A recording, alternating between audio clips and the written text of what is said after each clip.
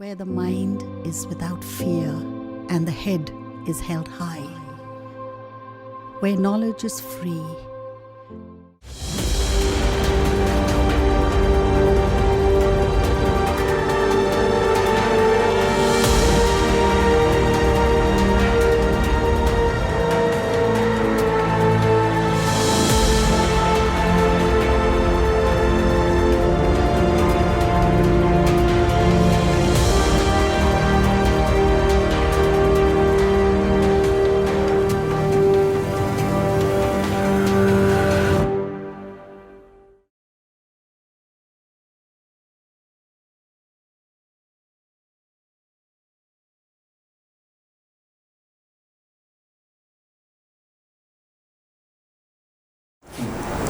ছাত্ররা আশা করি তোমরা ভালো আছো সবাই।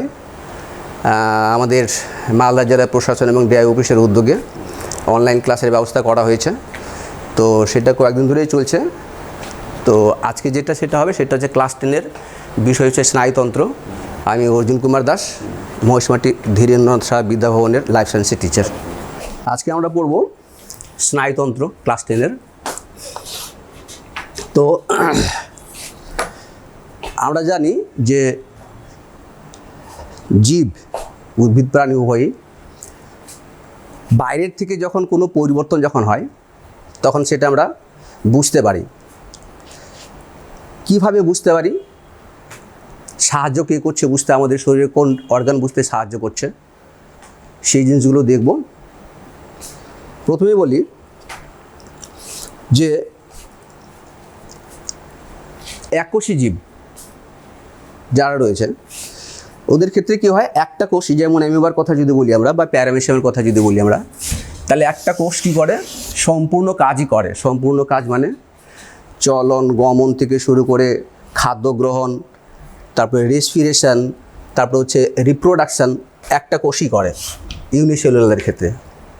কিন্তু বহুকোষী যারা রয়েছে, মাল্টিসেলুলার যারা রয়েছে, তাদের ক্ষেত্রে কি হয় যে বিভিন্ন কোষের মধ্যে যে একটা সংযোগ স্থাপন করা, সেই সংযোগ স্থাপন করাটা অত্যন্ত জরুরি।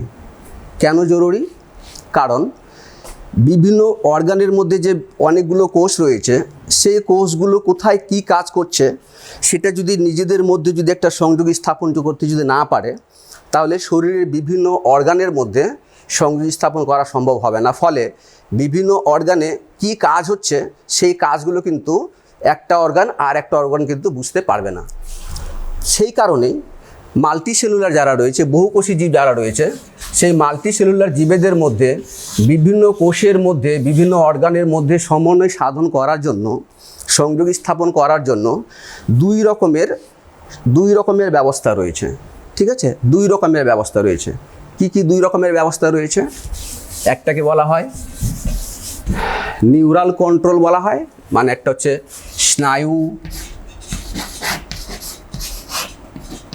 স্নায়ুর ব্যবস্থা, আরেকটা যেটা রয়েছে রাসায়নিক ব্যবস্থা। ঠিক আছে, রাসায়নিক ব্যবস্থা। আমি সরি ফর হ্যান্ডরাইটিং। তো রাসায়নিক ব্যবস্থা, একটা হচ্ছে নিউরাল কন্ট্রোল বলা হয়, একটা কেমিক্যাল কন্ট্রোল বলা হয়। এটা কি করে, বিভিন্ন অর্গানের মধ্যে নিয়ন্ত্রণ বজায় রাখে এবং বিভিন্ন অর্গানের সাথে এক অর্গান আর এক অর্গানের সাথে সমন্বয় সাধন করে, যাকে বলা হয় কোঅর্ডিনেশন। তার মানে কি দাঁড়ালো? কন্ট্রোল অ্যান্ড কোঅর্ডিনেশন, দুটো জিনিস দাঁড়ালো। ঠিক আছে, তো সেই কন্ট্রোল এবং কোঅর্ডিনেশন যেটা বলছি আমরা, ঠিক আছে, নিয়ন্ত্রণ এবং সমন্বয় সাধন জীবদেহের মধ্যে দুটোভাবে হয়ে থাকে। একটা হচ্ছে স্নায়ুর মাধ্যমে হয়ে থাকে, আর একটা হচ্ছে রাসায়নিক কেমিক্যালি হয়ে থাকে। তো এই রাসায়নিক ব্যবস্থা যেটা হয়ে থাকে, রাসায়নিকভাবে যেটা হয়ে থাকে, সেটা যে করে সেটা হচ্ছে হরমোন। ঠিক আছে, কে করে? হরমোন করে। হ্যাঁ, আর স্নায়ু যেটা হচ্ছে সেটা হচ্ছে ভৌত সমন্বয় সাধন করে। ঠিক আছে, ভৌত সমন্বয় সাধন করে স্নায়ু। তো হরমোন যেটা রয়েছে সেটা আলাদা একটা চ্যাপ্টার রয়েছে ক্লাস 10-এ, সেটা তোমরা জানো। ঠিক আছে, তো আজকে বিষয় হরমোন না স্নায়ু, সেই জন্য আমি যেটা কন্ট্রোল অ্যান্ড কোঅর্ডিনেশনের মধ্যে স্নায়ুতন্ত্র যেটা পার্টিসিপেট করে থাকে, সেই স্নায়ুতন্ত্র সম্পর্কে আমরা জানব। ঠিক আছে, তো প্রথমে দেখব আমরা যে স্নায়ুতন্ত্রটা কি, স্নায়ুটা কী জিনিস। স্নায়ুতন্ত্রটা কী জিনিস সেটা আমরা দেখে নেব একটুখানি। স্নায়ুতন্ত্রটা কি সেটা আমরা দেখে নেব। তো তো স্নায়ুতন্ত্রটা কী জিনিস রয়েছে, যেমন ধরো যে যদি কোনো গরম বস্তুতে যদি হাত পড়ে আমাদের কি করি, হাত থেকে সাথে সাথে আমরা তুলে নিই, তাই না? মশা যদি কামড়ায় সেটা আমরা বুঝতে পারি যে মশা কামড়াচ্ছে, বা বাইরে থেকে যদি চোখের মধ্যে যদি ঝাঁঝালো আলো যদি পড়ে সেটাও আমরা বুঝতে পারি। তাহলে এই যে বিভিন্ন জিনিসগুলো বুঝতে পারা, যার সাহায্যে আমরা বুঝতে পারি সেটাই কিন্তু নার্ভাস সিস্টেম বা স্নায়ুতন্ত্র। যার সাহায্যে আমরা বুঝতে পারি সেটা নার্ভাস সিস্টেম বা স্নায়ুতন্ত্র, ঠিক আছে? এবারে যে জিনিসগুলো, যে উপাদানগুলো বা যে জিনিসগুলো আমাদেরকে এই যে পরিবর্তনটা যেটা আমরা বুঝতে পারছি, ঠিক আছে, বাইরের পরিবেশে যে কোনো রকমের যে পরিবর্তন, সেই পরিবর্তন যে হচ্ছে যেটা আমরা বুঝতে পারছি এবং বোঝার পর কী করি আমরা, সেটাই সাড়া দিই আমরা। সাড়া দেওয়া মানে কি, কোনো গরম বস্তুতে হাত পড়লো, এই যে হাতটা তুলে নিলাম আমরা, এই যে এটা বলা হয় সাড়া দেওয়া। অর্থাৎ কোনো উদ্দীপকের প্রভাবে জীবদেহের মধ্যে যে প্রতিক্রিয়া সৃষ্টি হয় বলতে পারি, তাকে বলা হয় সাড়া দেওয়া, ঠিক আছে? আর এই সাড়া দেওয়ার যে ক্ষমতাটাকে তাকে বলা হয় সংবেদনশীলতা, ঠিক আছে? তাহলে যার প্রভাবে আমি সাড়া দিচ্ছি, মানে যে কারণে সাড়া দিচ্ছি আমি, সেই কারণটাকে কিন্তু উদ্দীপক বলা হয়, ঠিক আছে? যেমন গরম বস্তুতে হাত পড়লে হাত থেকে তুলে ফেলছি আমি, তাহলে সেই গরম জিনিসটা সেটা কিন্তু এখানে উদ্দীপক হলো, তো যেটাকে স্টিমুলাস বলা হয়। তো এই উদ্দীপক কিন্তু বিভিন্ন রকমের হতে পারে, মানে রাসায়নিক উদ্দীপক হতে পারে, ইলেকট্রিক্যাল উদ্দীপক হতে পারে, মেকানিক্যাল উদ্দীপক হতে পারে, বিভিন্ন রকমের উদ্দীপক কিন্তু হতে পারে। তাহলে উদ্দীপক জিনিসটা কি হলো, যে কারণে আমার বা জীবদেহের মধ্যে যে প্রতিক্রিয়াটা সৃষ্টি হচ্ছে সেই কারণটাকে কিন্তু এখানে উদ্দীপক বলছি আমরা। অর্থাৎ পরিবেশের মধ্যে এমন কোনো পরিবর্তন, যে পরিবর্তনের ফলে আমাদের কি করছি, সেই পরিবর্তনের সাথে আমরা নিজেকে মানিয়ে নিতে পারছি তৎক্ষণাৎ, ঠিক আছে? তো সেই পরিবর্তনটাই বলবো আমি কি, উদ্দীপক, ঠিক আছে? এবং আমরা যে মানিয়ে নিতে পারছি প্রতিক্রিয়ার মাধ্যমে সেটা হচ্ছে সাড়া দেওয়া, ঠিক আছে? আর সাড়া দেওয়ার ক্ষমতাটাকে বলা হয় উদ্দীপনা, ঠিক আছে? তো এই যেটার মাধ্যমে আমরা বুঝতে পারছি, যেটাকে স্নায়ুতন্ত্র বলছি আমরা, সেই স্নায়ুতন্ত্রের গঠনগত উপাদানগুলো কি কি রয়েছে সেটা আগে আমরা দেখে নেব, ঠিক আছে? তাহলে নার্ভাস সিস্টেম যেটা রয়েছে, সেই নার্ভাস সিস্টেমের উপাদানগুলো কী কী, অর্থাৎ নার্ভাস সিস্টেম কী কী জিনিস দিয়ে তৈরি।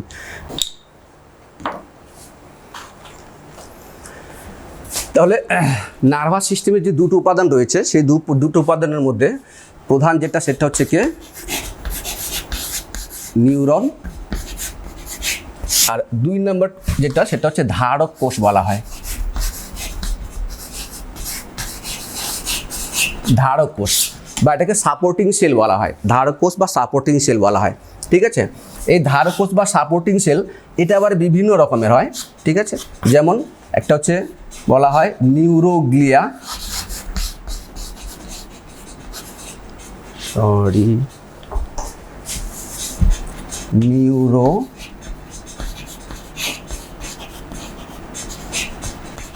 নিউরোগ্লিয়া। 2 নম্বর হচ্ছে সোয়ান কোষ,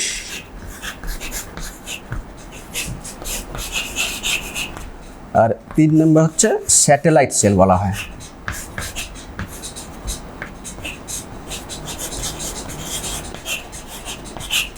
স্যাটেলাইট সেল বা স্যাটেলাইট কোষ, ঠিক আছে? কি বললাম তাহলে, নিউরন, আর রয়েছে ধারক কোষ। আরেকটা কথা বলি, এখানে নার্ভাস সিস্টেমের মধ্যে মাত্র 10% থাকে কিন্তু নিউরন, ঠিক আছে?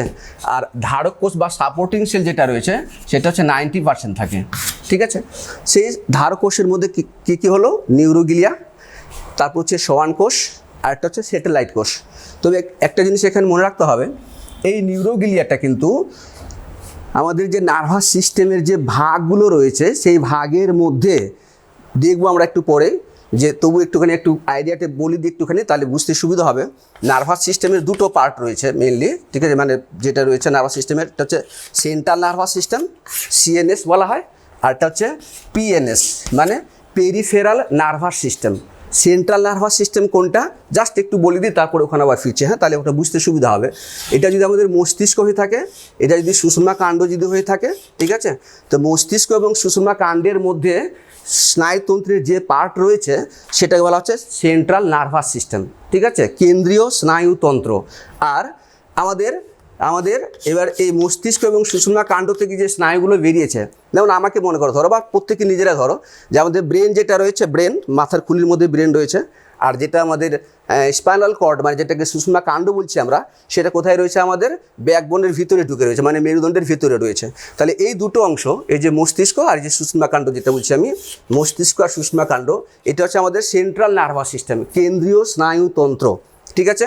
আর এই সুষুম্না কাণ্ড আর ব্রেন থেকে যে স্নায়ুগুলো বেরিয়েছে তাকে বলা হচ্ছে প্রান্তীয় স্নায়ুতন্ত্র, মানে পেরিফেরাল, যেমন হাতে এসছে, পায়ে এসছে, ঠিক আছে, সারা শরীরে গেছে, ব্যাকবোন থেকে সারা শরীরে এসছে, হ্যাঁ, পায়ে গেছে, সেটা বলছি আমি কি, পেরিফেরাল, মানে প্রান্তীয় স্নায়ুতন্ত্র, ঠিক আছে, পেরিফেরাল নার্ভাস সিস্টেম। বোঝা গেল? এবার এই জায়গায় ফিরে আসছি। এই যে বললাম ধারক কোষ যেটা বলছি, 90% ধারক কোষ যেটা থাকে, সাপোর্টিং সেল, তার মধ্যে নিউরোগ্লিয়া যেটা রয়েছে, নিউরোগ্লিয়া সেন্ট্রাল নার্ভাস সিস্টেমের উপাদান। সেন্ট্রাল নার্ভাস সিস্টেমে কিন্তু নিউরোগ্লিয়া থাকে। অর্থাৎ আমি যদি সেন্ট্রাল নার্ভাস সিস্টেম মানে ব্রেন, সেন্ট্রাল নার্ভাস সিস্টেমের দুটো পার্ট বলছি আমি, কী বললাম, ব্রেন বললাম মানে মস্তিষ্ক বললাম, আর একটা হচ্ছে স্পাইনাল কর্ড বললাম, ঠিক আছে, স্পাইনাল কর্ড যেটাকে বলছি আমরা সুষুম্না কাণ্ড, ঠিক আছে, স্পাইনাল কর্ড বা সুষুম্না কাণ্ড। সেই স্পাইনাল কর্ড এবং সুষুম্না কাণ্ডের মধ্যে যে উপাদানটা রয়েছে সেটা হচ্ছে নিউরোগ্লিয়া আর পেরিফেরাল নার্ভাস সিস্টেম, মানে প্রান্তীয় স্নায়ুতন্ত্র। এগুলো কিন্তু পরীক্ষাতে আসে, হ্যাঁ, সিএনএস এর পুরো নাম কি, পিএনএস এর পুরো নাম কি, এগুলো কিন্তু পরীক্ষাতে আসে। তো প্রান্তীয় স্নায়ুতন্ত্রের ক্ষেত্রে নিউরন তো রয়েছে, প্লাস ধারক কোষ হিসাবে সেখানে কি রয়েছে, সেখানে রয়েছে সোয়ান কোষ আর স্যাটেলাইট কোষ রয়েছে। বোঝা গেল কথাটাকে? বেশ, তাহলে এবার আমরা দেখব এখানে নিউরনের গঠনটা আগে দেখে নিই। নিউরন দেখতে কেমন হয়, কি কি অংশ নিয়ে গঠিত, নিউরন কত রকমের হয়, কাজ অনুসারে নিউরনের ভাগ রয়েছে, গঠন অনুসারে নিউরনের ভাগ রয়েছে, সেই জিনিসগুলো দেখব আমরা। আর তারপরে দেখব আমরা ধারক কোষের মধ্যে যেগুলো রয়েছে, সেই ধারক কোষের মধ্যে যে নিউরোগ্লিয়া, সেই নিউরোগ্লিয়াতে কি কি রকমের কোষ রয়েছে সেটাও আমরা একটুখানি দেখে নেব, ঠিক আছে। তাহলে শুরু করি প্রথমে কি, নিউরন। নিউরনটাকে আবার কি বলা হয়, স্নায়ু কোষ বলা হয়, ঠিক আছে। কি বললাম, স্নায়ু কোষ বলা হয়, বা এটাকে বলা হয় নার্ভ সেল। নার্ভ সেল, এখানে একটা জিনিস মনে রাখতে হবে, নার্ভ এবং নার্ভ সেল দুটো একই জিনিস নয়, ঠিক আছে। স্নায়ু কোষ এবং স্নায়ু দুটো আলাদা জিনিস। স্নায়ু কোষ হচ্ছে নিউরন, যদিও নিউরন নিয়েই কিন্তু স্নায়ু তৈরি, মানে স্নায়ু কোষ দিয়েই স্নায়ু তৈরি, ঠিক আছে। তো আগে আমরা স্নায়ু কোষ সম্পর্কে একটুখানি দেখে নিই, ঠিক আছে। স্নায়ু কোষের ছবি যেটা, সেটাও পরীক্ষাতে অনেক সময় আসে, মাধ্যমিকে আসে, লেভেলিং করতে আসে, হ্যাঁ। স্নায়ু কোষের ছবি তোমরা সবাই দেখেছো, হ্যাঁ, নিচু ক্লাসেও ছিল, সম্ভবত ক্লাস 8-এও, এটা আবার ক্লাস 9-এও সম্ভবত ছিল। তো আমরা দেখবো এবার স্নায়ুতন্ত্রের যে মেইন যে উপাদান যেটা, সেটা হচ্ছে নিউরন। সেই নিউরনের সম্পর্কে আমরা জানবো। নিউরনটা কি? নিউরনটা হচ্ছে স্নায়ুতন্ত্রের গঠনগত এবং কার্যগত একক। কি বললাম, structural and functional unit of nervous system, যেটাকে বলা হয় নিউরন, ঠিক আছে। তো নিউরন দেখতে কেমন হয় সেটা একটুখানি দেখে নিই। তো বইয়ের মধ্যে আমরা দেখেছি, হ্যাঁ, যে নিউরন যে ছবিটা, সেটা আমরা সবাই পরিচিত নিউরন এর ছবি দেখে। তো ওভারঅল এইরকম নিউরন দেখতে হয়, ঠিক আছে, এরকম নিউরন দেখতে হয়, এভাবে হয়। এগুলো হচ্ছে নিউরনের অ্যাকশনের বিভিন্ন আবরণী, সেগুলো এক এক করে আসছি, ঠিক আছে। এখানে নিউক্লিয়াস থাকেই, অন্যান্য জিনিসগুলো রয়েছে, এখানে অল্পিউল মাইটোকন্ড্রিয়া রয়েছে, ঠিক আছে। মোটামুটি এরকম নিউরন দেখতে হয়, ঠিক আছে। তো আমি যদি বলি যে আমাদের শরীরের কোন অঙ্গের সঙ্গে নিউরনের মিল রয়েছে, তাহলে খুব সুন্দরভাবে কিন্তু মানে বলা যেতে পারে এই যে অংশটা যেটা রয়েছে, দেখো তোমরা দেখলেই বুঝতে পারবে। দেখো পুরো কিন্তু, ঠিক আছে। এই অংশটা এটার সঙ্গে কম্পেয়ার করো, এই অংশটা যেটা রয়েছে সেটা হাতের তালুটা এর সাথে, আর এই যে আঙুলগুলো যেগুলো বেরিয়ে গেছে সেগুলো এই জিনিসটা, তাই না? তাহলে সোজা হয়ে যদি দেখা যায় নিউরনের ছবি এই যে এটার সাথে কিন্তু আমরা কম্পেয়ার করতে পারি এই জিনিসটা, তাই কি না? দেখো প্রায় মিলছে, ঠিক আছে। জাস্ট ধারণা নেওয়ার জন্য বললাম জিনিসটাকে। তো এর বিভিন্ন অংশের নামগুলো কী কী রয়েছে, তো বিভিন্ন অংশগুলি যদি দেখি আমরা, তাহলে নিউরনের বিভিন্ন অংশকে দুটো ভাগে ভাগ করতে পারি আমরা, ঠিক আছে। নিউরনের অংশগুলোকে আমরা দুটো ভাগে ভাগ করতে পারি। কি কি? একটাকে বলা হয় এই যে অংশটা যেটা, তাকে বলা হয় কোষ দেহ বা সেল বডি বলা হয়, ঠিক আছে। এটাকে বলা হয় কোষ দেহ বা ইংলিশে বলা হয় এটাকে সেল বডি, কোষ দেহ সেল বডি। আর 2 নম্বর যে অংশটা রয়েছে তাকে বলা হয় প্রবর্ধক বা বলা হয় এটাকে প্রসেসর বলা হয়। প্রবর্ধক কোনটা? এই যে সেল বডি যেটা রয়েছে কোষ দেহ, সেখান থেকে যে বেরিয়েছে প্রসেসরগুলো, এই যে এখান থেকে দেখতে পাচ্ছি এটা একটা বেরিয়েছে, আর এই যে বেরিয়েছে এটা, ঠিক আছে, এটাকে বলা হয় প্রবর্ধক। এই প্রবর্ধকগুলো দেখতে পাচ্ছি একটা লম্বা বড় রয়েছে এবং শাখাবিহীন, সাধারণত শাখাবিহীন, ঠিক আছে। এটাও কখনো কখনো কিন্তু শাখাযুক্ত হয়। আর এই যে যেটাকে বলছি আমি, এই ছোট ছোট যে শাখাগুলো রয়েছে তাকে বলছি আমরা ডেনড্রন। তাহলে দুটো পার্টের মধ্যে বড় যে প্রবর্ধকটা যেটা হলো সেটা হচ্ছে কি অ্যাকশন, ঠিক আছে। অ্যাকশন, সরি লেখাটা বোঝা যাচ্ছে না ঠিক,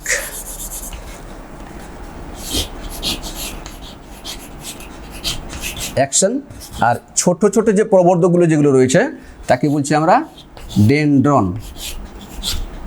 তো এই যে অ্যাকশন যেটা, অ্যাকশনটা কি বললাম, সাধারণত শাখাবিহীন হয়, কখনো কখনো শাখাযুক্ত হতে পারে, তখন এটাকে কোল্যাটেরাল বলা হয়।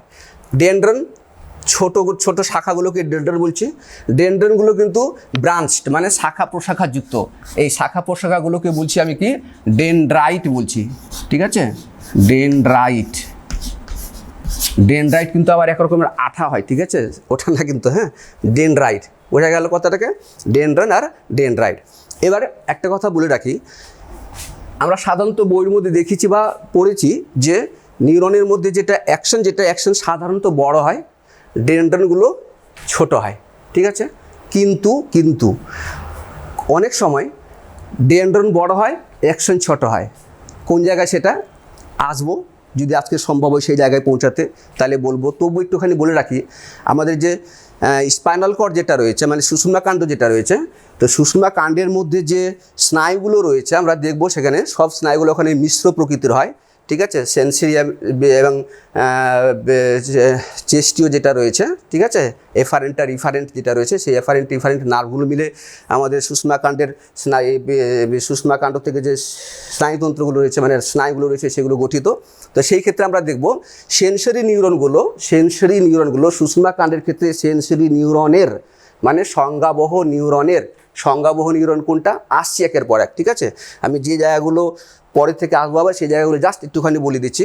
তো সুষুম্না কাণ্ডের ক্ষেত্রে যেটা আমাদের রয়েছে সেন্সরি নিউরনের ডেনড্রন বড় হয়, এটা কিন্তু মাথায় রাখবে একটুখানি, ঠিক আছে। সেই ক্ষেত্রে সেন্সরি নিউরনের ডেনড্রন, সুষুম্না কাণ্ডের ক্ষেত্রে সেন্সরি নিউরনের ডেনড্রন বড় হয়, অ্যাকশন ছোট হয়। কিন্তু আমরা সব জায়গায় যে ছবি দেখে এসেছি সেটা এরকম যে অ্যাকশন বড়, ডেনড্রন ছোট, ওকে, ঠিক আছে। তো বিভিন্ন অংশের মধ্যে এটাকে ডেনড্রাইট বলছি, এটাকে ডেনড্রন বলা হলো। এটাকে কোষদেহ বলছি, কোষদেহের মধ্যে একটা কি থাকে, সুস্পষ্ট নিউক্লিয়াস থাকে এবং অন্যান্য কোষীয় অঙ্গাণুগুলো যেমন থাকে কোষের মধ্যে সবই থাকে, কিন্তু এখানে নামগুলো একটু ডিফারেন্ট রয়েছে। কি ডিফারেন্ট রয়েছে আমরা জানি, এমনি সাধারণ সেলের ক্ষেত্রে প্রাণী কোষ বা উদ্ভিদ কোষ হোক না কেন, সাধারণ সেলের ক্ষেত্রে এখানে সাইটোপ্লাজম থাকে, তাই কি না, সাইটোপ্লাজম থাকে আমরা সবাই জানি। কিন্তু এর ক্ষেত্রে মানে স্নায়ু কোষের ক্ষেত্রে এই সাইটোপ্লাজমকে বলা হয় নিউরোপ্লাজম। কি বলা হয়? নিউরোপ্লাজম। ব্যাপারটা কিছুই না, একটুখানি বলি। সাইটোপ্লাজম, সাইটো মানে কি, সাইটো কথাটা সেলকে রেফার করে, কোষকে, ঠিক আছে। আর প্লাজম কথাটা মানে কি, জলীয় পদার্থ, রস যেটা, তাকে প্লাজম বলা হয়। তাহলে কোষের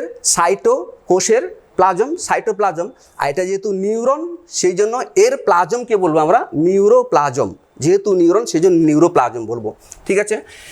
এই ক্ষেত্রে তোমরা জানো যে নিউরনের কিন্তু সেন্ট্রোজোমটা থাকে না, থাকলেও কিন্তু ইনঅ্যাক্টিভ মানে নিষ্ক্রিয় থাকে। সেই কারণেই মনে রাখবে কথাটাকে, সেই কারণেই নার্ভ সেল কিন্তু বিভাজিত হতে পারে না। কেন? কারণ তোমরা জানো কোষ সেল ডিভিশন যদি পড়ে থাকো তাহলে তোমরা জানো যে প্রাণী কোষের ক্ষেত্রে সেল ডিভিশনের জন্য কোষ বিভাজনের সময় সেন্ট্রোজোমের একটা গুরুত্বপূর্ণ ভূমিকা রয়েছে। সেই সেন্ট্রোজোম সেই ভূমিকা যদি পালন না করে কোষটা বিভাজিত হবে না। এক্ষেত্রেও তাহলে সেন্ট্রোজোমটা ইনঅ্যাক্টিভ রয়েছে, ফলে কী হবে, সেলটা বিভাজিত হতে পারবে না। সেই কারণেই নার্ভাস সিস্টেম খুব সুন্দরভাবে আমাদের শরীরের মধ্যে সুরক্ষিত রয়েছে। ঠিক আছে, আমরা দেখব যে নার্ভাস সিস্টেমকে সুরক্ষিত করার জন্য কি কি ব্যবস্থা রয়েছে। কারণ নার্ভ সেল যদি নষ্ট হয়ে যায় তাহলে সেটা আর পুনরায় নতুন করে তৈরি হয় না। সেই জায়গায় নিউরনের স্নায়ুতন্ত্রের যে আরেকটা উপাদান নিউরোগ্লিয়া, সেই নিউরোগ্লিয়া তার স্থানটা দখল করে। ঠিক আছে, তো এটা সেন্ট্রোজোম সেই কারণে কী এখানে নিষ্ক্রিয় থাকে হলো। এবার কোষ দেহ থেকে যে বড় প্রবর্ধকটা বেরিয়েছে তাকে পুরোটাকে আমরা অ্যাকশন বলছি। এই অ্যাকশনটার আর এক নাম হচ্ছে স্নায়ুতন্তু। কথাটাকে মনে রাখবে, ঠিক আছে, খুব ইম্পর্টেন্ট কথা, এটাকে মনে রাখবে কিন্তু, স্নায়ুতন্তু। তাহলে বুঝতে পারবে যে স্নায়ু জিনিসটা কি। স্নায়ু কোষ আলাদা জিনিস, স্নায়ু আলাদা জিনিস, আমি কিছুক্ষণ আগেই কিন্তু বলেছি। ঠিক আছে, নার্ভাস সিস্টেমের নার্ভ সেল যেটা আলাদা জিনিস আর নার্ভ আলাদা জিনিস। তো এই যে অ্যাকশন, এই অ্যাকশনটাকে বলছে কি স্নায়ুতন্তু। ঠিক আছে, স্নায়ুতন্তু বলা হয়, নার্ভ ফাইবার। অ্যাকশনটাকে স্নায়ুতন্তু বা নার্ভ ফাইবার বলা হয়ে থাকে। তো এই অ্যাকশনের মধ্যে কি রয়েছে, এখানে আরেকটা জিনিস বলি, এখানে রাইবোজোমের বদলে কি থাকে একটা ছোট ছোট দানার মতো অংশ থাকে। ঠিক আছে, তাকে বলা হয় নিজল দানা। কি বলা হয় তাকে? নিজল দানা বলা হয়, বা নিজল গ্রেনিউলস বলা হয় এটাকে। ঠিক আছে, কার বদলে বললাম? রাইবোজোমের বদলে। এই নিজেল দানা কিন্তু রাইবোনিউক্লিয় প্রোটিন দিয়ে তৈরি নিজেল দানা। এই কার পরিবর্তে রয়েছে? রাইবোজোমের পরিবর্তে। তোমরা জানো রাইবোজোমকে কি বলা হয়? প্রোটিন ফ্যাক্টরি বলা হয়, তাই না? তাহলে রাইবোজোম এখানে নেই, রাইবোজোমের বদলে নিজেল দানা রয়েছে। তাহলে নিজেল দানার কাজ কী হবে? নিশ্চয়ই প্রোটিন তৈরি করা হবে। হ্যাঁ, প্রোটিন তৈরি করে, কিন্তু নিজেল দানা এই প্রোটিন তৈরি করার মাধ্যমে এক রকমের এনজাইমও তৈরি করে। সেই এনজাইম দিয়েই কি হয়, নিউরোট্রান্সমিটার বলে একটা উপাদান রয়েছে যেটা আমরা পড়ব। সেই নিউরোট্রান্সমিটার বিভিন্ন রকমের হয়, তার মধ্যে একটা হচ্ছে অ্যাসিটাইল কোলিন। সেই অ্যাসিটাইল কোলিন তৈরিতে কিন্তু নিজেল দানার থেকে তৈরি প্রোটিনের যে উৎসেচকটা এনজাইমটা সেটা কিন্তু সাহায্য করে থাকে। অ্যাসিটাইল কোলিন নিউরোট্রান্সমিটার, আমরা আসছি পরে সেই সম্পর্কে। ঠিক আছে, নিজেল দানা, এই নিজেল দানার অবস্থান শুধুমাত্র মনে রাখবে, শুধুমাত্র কোষ দেহের মধ্যে এবং ডেনড্রনের মধ্যেই থাকে। ঠিক আছে, কোষ দেহ আর ডেনড্রনের মধ্যেই থাকে, অ্যাকশনের মধ্যে কিন্তু নিজেল দানা থাকে না। তাহলে অ্যাকশনের মধ্যে কি, এখানে যেমন বললাম যে নিউরোপ্লাজম রয়েছে, তাহলে অ্যাকশনের মধ্যে কি নিউরোপ্লাজম নেই? হ্যাঁ রয়েছে, কিন্তু অন্য নামে রয়েছে। কি অন্য নামে রয়েছে? তাকে বলা হয় এক্সোপ্লাজম। কি বলা হয়? এক্সোপ্লাজম বলা হয়। ঠিক আছে, এটা বলা হয় এক্সোপ্লাজম। নামগুলো কিন্তু কোনো কঠিন না। তুমি দেখো এখানে যেটা রয়েছে, তোমরা দেখো এখানে কি রয়েছে, এটাকে বলছি আমরা নিউরোপ্লাজম। এর নাম কি? অ্যাকশন। সেই জন্য এর মধ্যে যে লিকুইডটা রয়েছে তাকে বলছি আমরা এক্সোপ্লাজম। কোনো কঠিন নেই, নামের সঙ্গে পুরো রিলেটেড রয়েছে এক্সোপ্লাজম। এর মধ্যে পুরো তন্তু রয়েছে, ঠিক আছে, যেটাকে আমরা ফাইব্রিল বলি, আমরা তন্তু রয়েছে, সেই তন্তুগুলো কোষ দেহতে রয়েছে আর এই এক্সোপ্লাজমের মধ্যেও রয়েছে, মানে অ্যাকশনের মধ্যেই রয়েছে। যেহেতু এটা এই ফাইবারগুলো নিউরনের, সেই জন্য এই ফাইবারগুলোকে বলা হয় নিউরোফাইব্রিল, তাই না? সাধারণ নামের সঙ্গে মিল রয়েছে, নিউরোফাইব্রিল বলা হয় এটাকে। বেশ, এবার এই যে কোষ দেহ থেকে যে অ্যাকশনটা, যেটাকে বলছি যে বড় প্রবর্ধক, এটা কিছুক্ষণ আগেই বললাম যে সব ক্ষেত্রে এটা বড় প্রবর্ধক নাও হতে পারে। এই অ্যাকশনটা যেখান থেকে কোষ দেহ যে জায়গা থেকে বেরায় সেই জায়গাটাকে বলা হয় অ্যাকশন হিলক বলা হয়। ঠিক আছে, অ্যাকশন হিলক বলা হয়। লেখাগুলো ছোট ছোট হয়ে যাচ্ছে, বুঝতে অসুবিধা হচ্ছে মনে হয়, তবু আমি বলে দিচ্ছি এটাকে অ্যাকশন হিলক বলা হয় এটাকে, ঠিক আছে। এই অ্যাকশন হিলকের আরেকটা নাম রয়েছে, এটাকে বলা হয় ট্রিগার জোন বলা হয় এটাকে, আবার ট্রিগার জোন, অ্যাকশন হিলকে আবার ট্রিগার জোনও বলা হয়ে থাকে। যাই হোক, তো এই যে অ্যাকশনের সব থেকে যে বাইরে যে আবরণীটা তাকে অ্যাক্সোলেমা বলবো, মানে বোঝা যাচ্ছে আমি বলতে চাইছি। এবার যদি শুধুমাত্র অ্যাকশনকে যদি ড্রয়িং করি আমি, এটা অ্যাকশন মনে করো, ঠিক আছে। অ্যাকশন এর ভিতরে কি রয়েছে বললাম, এক্সোপ্লাজম রয়েছে, এক্সোপ্লাজম। এর মধ্যে কিন্তু নিজেল দানা থাকে না, মনে রাখতে হবে, নিজেল দানা শুধুমাত্র এই জায়গার মধ্যে সীমাবদ্ধ রয়েছে। তো এখানে কে রয়েছে, এক্সোপ্লাজম রয়েছে। এক্সোপ্লাজমকে ঘিরে যে অংশটা রয়েছে তাকে বলবো আমরা কি, এক্সোলেমা। লেমা কথাটা রেফার করে কোনো আবরণীকে, ঠিক আছে, লেমা কথাটা কোনো আবরণীকে বোঝায়। তাহলে যেহেতু এটা অ্যাকশনের আবরণী সেই জন্য এক্সোলেমা। মানে ব্যাপারটা কেমন, রিফিল আছে, রিফিলের মধ্যে কি রয়েছে, কালি রয়েছে, তাই না, ডট পেনে কালি রয়েছে। সেই কালিটা কি করেছে, সেই কালিটাকে রিফিলটা ঘিরে রেখেছে চারদিক দিয়ে, সেই রিফিলটাই হচ্ছে অ্যাকচুয়ালি কি, এক্সোলেমা, ব্যাস। আর তার ভিতরে যে কালিটা রয়েছে সেই কালিটা কি, সেই কালিটা অবশ্যই এক্সোপ্লাজম। বোঝা গেল ব্যাপারটা। তাহলে সব থেকে বাইরের আবরণী এক্সোলেমা। এক্সোলেমার উপরে আরেকটা আবরণী থাকে, ঠিক আছে, এক্সোলেমার উপরে একটা আবরণী থাকে এভাবে, সেটা হচ্ছে চর্বি মতো লিপিড দিয়ে তৈরি। এই আবরণীটাকে বলা হয় মায়োলিন সিদ।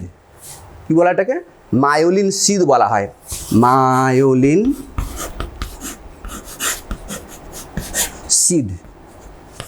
সিদ মানে ওখানে আবরণী, মায়োলিন সিদ বলা হয়। কি বললাম, মায়োলিন সিদ বলা হয়। এখানে একটা কথা বলে রাখি, আমি কিছুক্ষণ আগে এখানে বলেছিলাম না, নিউরোগ্লিয়া, সোয়ান সেল আর স্যাটেলাইট কোষ। এখানে একটা জিনিস মনে রাখতে হবে, এই যে মায়োলিন সিদ যেটা বললাম, এই মায়োলিন সিদ তৈরি কে করে বলবো, সোয়ান সেল মানে সোয়ান কোষ। কার ক্ষেত্রে, তোমরা যদি আগের দিকে যদি দেখো একটুখানি তাহলে বুঝতে পারবে যে ওখানে বলেছিলাম আমি যে সেন্ট্রাল নার্ভাস সিস্টেমের যে বিভিন্ন উপাদানগুলো রয়েছে তার মধ্যে নিউরোগ্লিয়া বলেছিলাম, সোয়ান কোষ বলেছিলাম আর স্যাটেলাইট সেল বলেছিলাম। নিউরোগ্লিয়া যেটা বলেছিলাম সেটা ছিল সেন্ট্রাল নার্ভাস সিস্টেমের অংশ, আর স্যাটেলাইট সেল আর সোয়ান সেল যেটা ছিল সেটা ছিল কি, পেরিফেরাল নার্ভাস সিস্টেমের অংশ। তো পেরিফেরির দিকে যে স্নায়ুগুলো রয়েছে তার ক্ষেত্রে যে নিউরনগুলো, সেই নিউরনের মায়োলিন সিদটা তৈরি করে সোয়ান সেল, ঠিক আছে। আর সেন্ট্রাল নার্ভাস সিস্টেমের ক্ষেত্রে সেই মায়োলিন সিদ কে তৈরি করে, মনে রাখবে, অলিগোডেন্ড্রোসাইট। কে, অলিগোডেন্ড্রোসাইট। এই অলিগোডেন্ড্রোসাইটটা কি, সেটা হচ্ছে নিউরোগ্লিয়ার উপাদান, আসছি পরে, নিউরোগ্লিয়ার উপাদান, হ্যাঁ, অলিগোডেন্ড্রোসাইট। এবার এর উপরে আরেকটা আবরণী থাকে, অর্থাৎ মায়োলিন সিদের উপরে আরেকটা আবরণী থাকে, সেই আবরণীটাকে কি বলা হয়, সেই আবরণীটাকে বলা হয় নিউরোলেমা। কি বলা হয়, নিউরোলেমা। তাহলে কি কি আবরণী হলো, প্রথমে এক্সোলেমা, তারপরে মায়োলিন সিদ, তারপরে নিউরোলেমা, ঠিক আছে। এই মায়োলিন সিদ কিন্তু কন্টিনিউ থাকে না অ্যাকশনের উপরে, যেখানে সেখানে গ্যাপ রয়েছে, ঠিক আছে, জাস্ট নোডের মতো তৈরি হয়েছে, পর্বের মতো তৈরি হয়েছে। এটাকে বলা হয় র্যানভিয়ারের পর্ব। এর নামটা কি, র্যানভিয়ারের পর্ব, ঠিক আছে, নোটস অফ রেনভিয়ার এটাকে বলা হয়, রেনভিয়ারের পর্ব। এবার অ্যাকশনের শেষ প্রান্ত যদি দেখি তাহলে কিছুটা শাখা প্রশাখাযুক্ত দেখতে পাচ্ছি আমরা, এটাকে বলা হয় প্রান্ত ব্রুশ বা প্রান্ত ব্রাশ বলা হয়, ঠিক আছে, বা টার্মিনাল এন্ড বলা হয় এটাকে।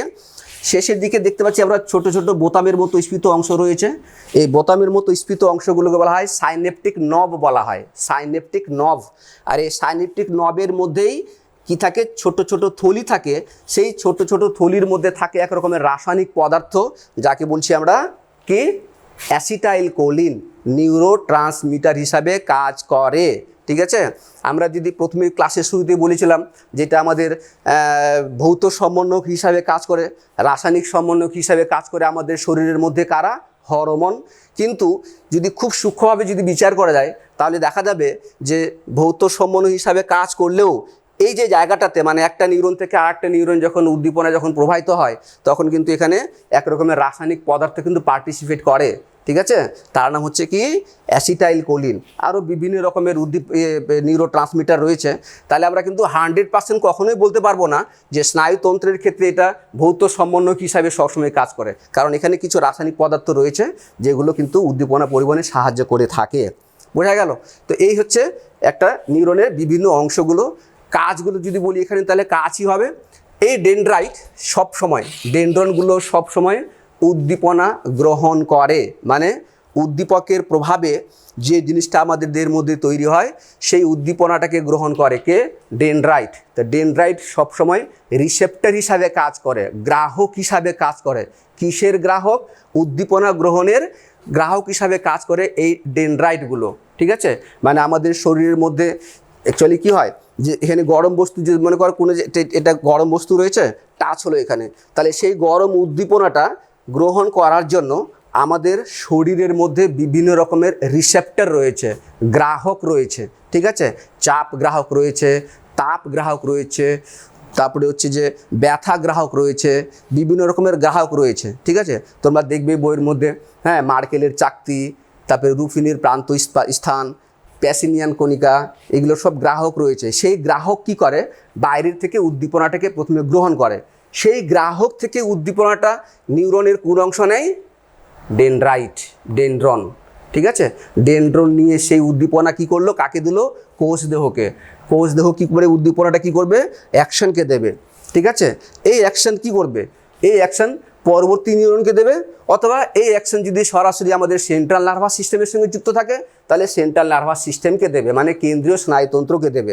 আমরা দেখব সেটা যখন রিফ্লেক্স অ্যাকশন যখন পড়বো আমরা, প্রতিবর্ত ক্রিয়া, তখন সেখানে ব্যাপারটাকে আরও ভালো করে বোঝা যাবে। তো এটাকে গ্রাহক হিসাবে এটা উদ্দীপনা গ্রহণ করছে, এটাকে চেষ্টীয় প্রবর্ধক বলা হয়ে থাকে বা মোটর প্রবর্ধক বলা হয়ে থাকে।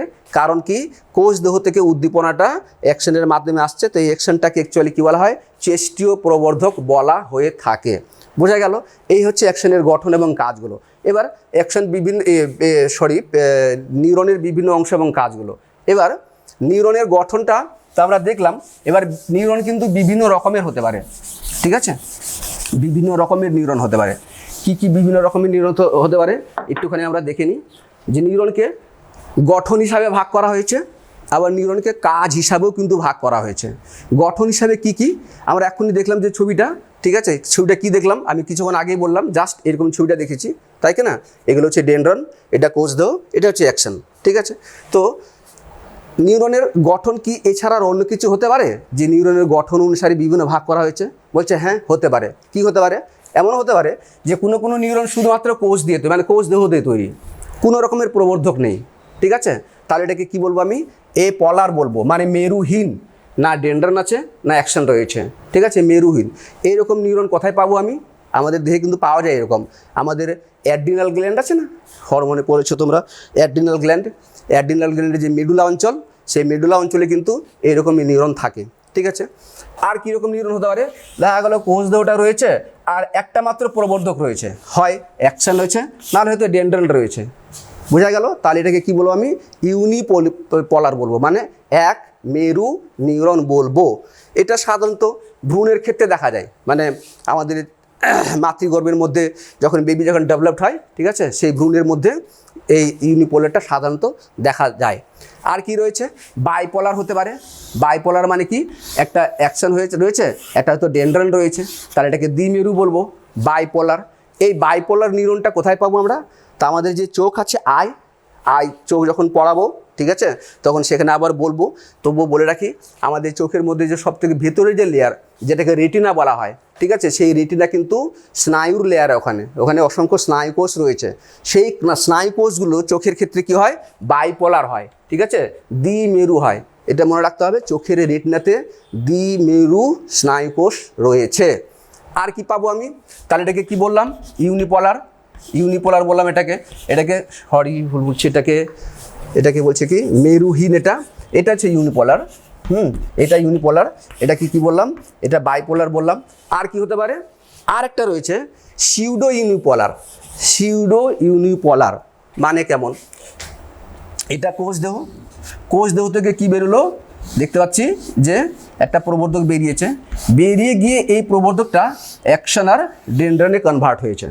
তাহলে কি বলবো এটাকে বলবো সিউডো ইউনিপোলার। সিউডো কথাটার মানে কি? সিউডো তোমরা অনেক জায়গায় শুনে থাকবে।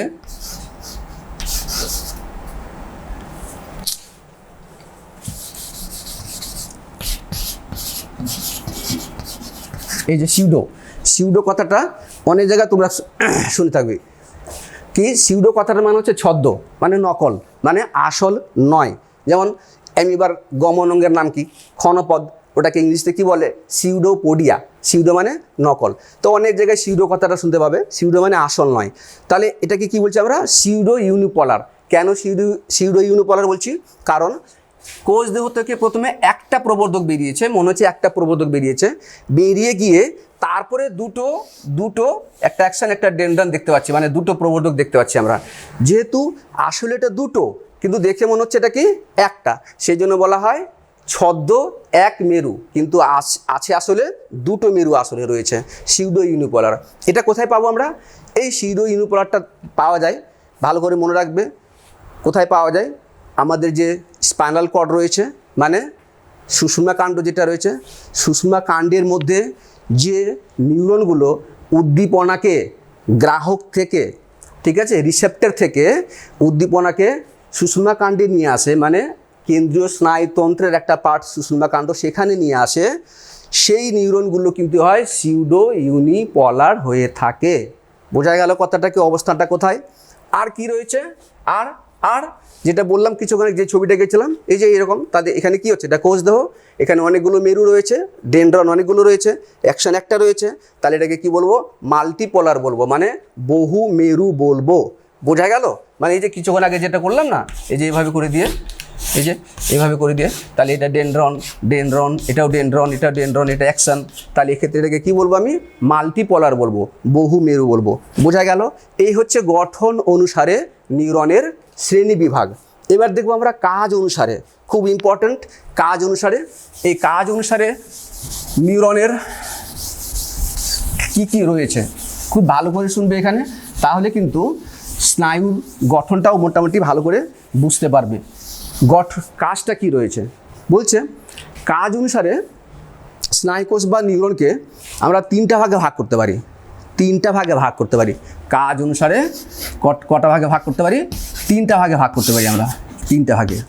কি কি বলছে, একটা হচ্ছে সংজ্ঞাবহ নিউরন, সংজ্ঞাবহ জিনিসটা কি আসছি, আগে নামগুলো বলে দিই। আর একটা হচ্ছে আজ্ঞাবহ নিউরন, ঠিক আছে, আর একটা হচ্ছে অ্যাডজাস্টার বলা হয়, ঠিক আছে, বা সহযোগী বা অ্যাসোসিয়েশন নিউরন ওটাকে বলা হয়। কি কি বললাম, একটাকে বললাম সংজ্ঞাবহ, দুই নম্বরটা কি হলো আজ্ঞাবহ, তিন নম্বরটা কি বললাম সহযোগী বলা হয়, বা এটাকে অ্যাডজাস্টার বলা হয়, বা এটাকে অ্যাসোসিয়েশন নিউরনও বলা হয়ে থাকে, ঠিক আছে, অ্যাডজাস্টার বা অ্যাসোসিয়েশন নিউরনও বলা হয়ে থাকে। সংজ্ঞাবহ নিউরন কোনটা, নিউরনের গঠন আমরা দেখলাম কেমন দেখতে হয়। এবার এই নিউরনগুলোর মধ্যে কি করে, কিছু কিছু নিউরন রয়েছে যে নিউরনগুলো, স্নায়ুকোষগুলো উদ্দীপনাকে গ্রাহক স্থান থেকে গ্রহণ করে ওকে সেন্ট্রাল নার্ভাস সিস্টেমে নিয়ে আসে। যেমন মনে করো যে এটা মনে করো কোনো একটা গরম বস্তু, আমি হাত দিলাম গরম বস্তুতে, ঠিক আছে, হাত দিলে কী হয়, সাথে সাথে হাতটা আমার উঠে আসবে। কি করে এটা উঠে আসলো, গরম উদ্দীপনা, তাহলে কি হয়েছে, নিশ্চয়ই তাহলে গরম উদ্দীপনাটা আমি বুঝতে পেরেছি।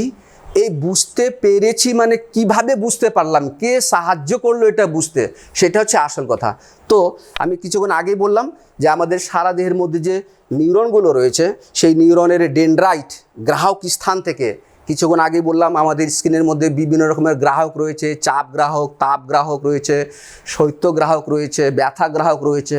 তো সেই গ্রাহকের মধ্যে যে গ্রাহকের কাজ হচ্ছে এই তাপ গ্রাহক, সেই তাপ গ্রাহকটা কী করলো, সেই তাপটাকে গ্রহণ করলো, গ্রহণ করার সাথে সাথে সেই গ্রাহক স্থান থেকে, রিসেপ্টর থেকে ডেনড্রন, যেটা বললাম ডেনড্রন, এই যে ডেনড্রন, এটা অ্যাকশন যদি হয়ে থাকে কোষ দেহ ডেনড্রন কী করবে, সেই উদ্দীপনাটাকে গ্রহণ করলো, গ্রহণ করার সাথে সাথে সে কাকে দেবে, কোষ দেহকে দেবে, কোষ দেহ কী করবে, সেটাকে অ্যাকশনকে দেবে, অ্যাকশন কী করবে, সেটা সেন্ট্রাল নার্ভাস সিস্টেমকে দেবে।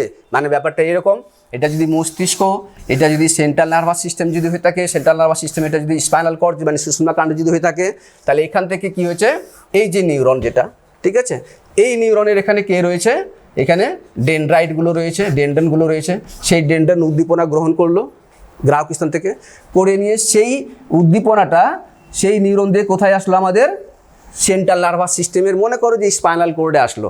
সেন্ট্রাল নার্ভাস সিস্টেমের দুটো পার্ট রয়েছে, কি কি রয়েছে, স্পাইনাল কর্ড আর রয়েছে আমাদের ব্রেন, আসছি সেটা পরে, আগে এখানে বলে দিই। তো এই উদ্দীপনাটা কোথায় আসলো? সেন্ট্রাল নার্ভাস সিস্টেমের সুষুম্না কাণ্ডে আসলো, ঠিক আছে? সুষুম্না কাণ্ডে যে নিউরনটা নিয়ে আসলো এই উদ্দীপনাটাকে, সেই নিউরনটাকে বলবো আমরা সংজ্ঞাবহ নিউরন, বা এটাকে বলা হয় সেন্সরি নিউরন বলা হয়, ঠিক আছে? সেন্সরি নিউরন বলা হয়, সেন্সরি নিউরন বলা হয়, ঠিক আছে? সেন্সরি নিউরন বলা হয়। কি বললাম? সংজ্ঞাবহ বা সেন্সরি, অর্থাৎ সংজ্ঞা মানে কি? চেতনা, তাই না? মানে যেটা ফিল করতে পারছি আমরা, তো সেই চেতনাটা ফিল করার যে ইম্পালসটা যে যে নিউরন দিয়ে আমাদের সেন্ট্রাল নার্ভাস সিস্টেমে আসে, তখনই সেই নিউরনটাকে বলবো আমরা সংজ্ঞাবহ নিউরন বা সেন্সরি নিউরন বলবো। বোঝা গেল কথাটাকে? এই নয় যে গরম বস্তুতে হাত পড়লো সাথে সাথে আমরা হাত থেকে তুলে দিচ্ছি, আমরা ভাবছি কী হলো, গরম বস্তুতে হাত পড়লো হাতটা তুলে দিলাম, কিন্তু তার মধ্যে কতগুলো কাজ হলো জানো? তার মধ্যে প্রথম যে কাজটা হলো সেটা হচ্ছে সেই উদ্দীপনাটা কোথায় এসে থাকে? সেন্ট্রাল নার্ভাস সিস্টেমে। তো যখন কোনো উদ্দীপনা সেন্ট্রাল নার্ভাস সিস্টেমে যদি না পৌঁছায়, তাহলে সেটা কিন্তু আমরা ফিল করতে পারবো না, বুঝতে পারবো না, ঠিক আছে? তাহলে সাথে সাথে হাত তুলে নিচ্ছি আমরা, কিন্তু এর মধ্যে কিন্তু অনেক কিছু ঘটনা ঘটে যায়। যে ঘটনার মধ্যে একটা কি হলো, সেই উদ্দীপনাটা প্রথমে কোথায় আসলো? সেন্ট্রাল নার্ভাস সিস্টেম আসলো। যে নিউরন দ্বারা আসলো সেই নিউরনটাকে বলছি আমরা সংজ্ঞাবহ নিউরন, সংজ্ঞাবহ নিউরন।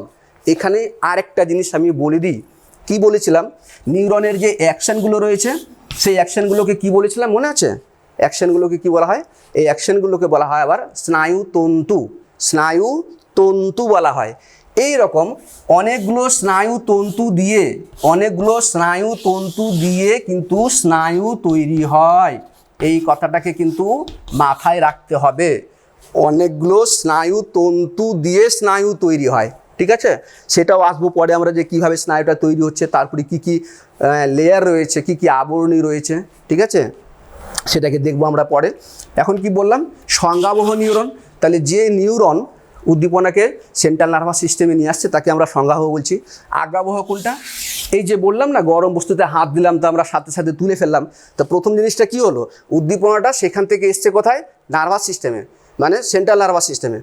সুষুম্নাকাণ্ড হতে পারে, কোনো কোনো উদ্দীপনা ব্রেনেও যায় আগে, ঠিক আছে? সেটা আসবো পরে আমরা, যখন আমরা প্রতিবর্ত ক্রিয়া, প্রতিবর্ত পথ আর্ক যেটা পড়বো, রিফ্লেক্স অ্যাকশন, তখন সেটাকে আমরা দেখবো আরও ভালো করে। এখানে একটুখানি বলে রাখি। এবার এই উদ্দীপনাটা যখন সেন্ট্রাল নার্ভাস সিস্টেমে আসলো, সেন্ট্রাল নার্ভাস সিস্টেমে আসার পর কী হয়?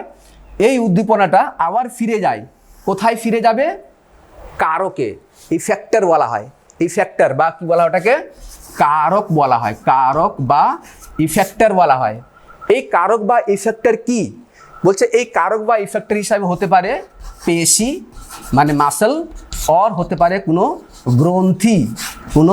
গ্রন্থি গ্ল্যান্ড, কোনো গ্রন্থি হতে পারে ইফেক্টর বা কারক হিসাবে। তো যে স্নায়ুটা উদ্দীপনাটাকে বা যে নিউরনটা উদ্দীপনাটাকে নিয়ে আসলো কোথা থেকে? এই জায়গা থেকে, সেন্ট্রাল নার্ভাস সিস্টেমে, মানে স্পাইনাল কর্ডে নিয়ে আসলো, সেটাকে বলছি আমরা সেন্সরি নিউরন বা সংজ্ঞাবহ। এবার এখানে আসার পর সেটা কিসের উদ্দীপনা, সেটা বিচার বিশ্লেষণ হয়। বিচার বিশ্লেষণ হয়ে যাওয়ার পরে সেই উদ্দীপনাটা আবার ফিরে যাবে কোথায়? কারকে। অর্থাৎ এখান থেকে আসলো, এসে নিয়ে সেন্ট্রাল নার্ভাস সিস্টেমে স্পাইনাল কর্ডে আবার ব্যাক করবে, ব্যাক করে গিয়ে আবার এখানে পেশি বা কোনো গ্রন্থিতে যাবে, তখন হাতটাকে আমরা তুলি। তার মানে কী হলো? গরম বস্তুতে হাত দিলাম, সাথে সাথে তুলে ফেললাম, তাই কি না? এই সাথে সাথে তুলে ফেলার মধ্যেই কিন্তু এতগুলো ঘটনা ঘটলো। কি হলো? উদ্দীপনাটা গেল নার্ভাস সিস্টেমের কেন্দ্রীয় স্নায়ুতন্ত্রে, ওখান থেকে বিচার বিশ্লেষণ হলো, হয়ে যাওয়ার পর তারপরে আবার সেটা ফিরে আসলো, তখন হাতটাকে তুলছি আমরা। অর্থাৎ এই যে দিলাম আর হাত তুললাম, এর মধ্যে কিন্তু যাওয়া আসার ঘটনাটা কিন্তু ঘটে গেল।